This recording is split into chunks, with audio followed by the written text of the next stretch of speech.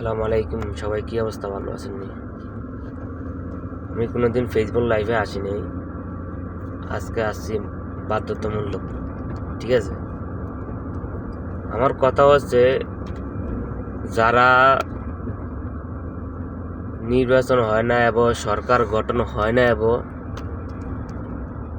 Family card মানুষের বাড়ি বাড়ি বলতে আছে যে ফ্যামিলি কার্ড, কৃষক কার্ড, ঠিক আছে, আপনারা মুদিদোকান করে 2500 টাকা বাজার করতে পারবেন।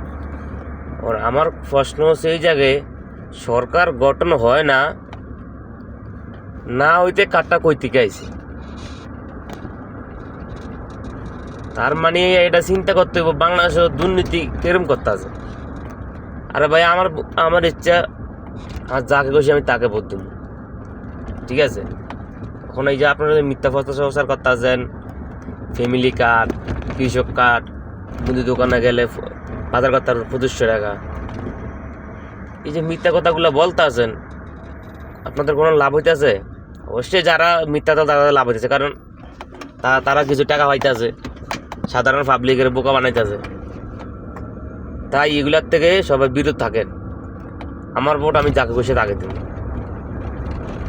আর এগুলো মিথ্যা প্রচার করেন না, এগুলা ভালো না, ঠিক আছে।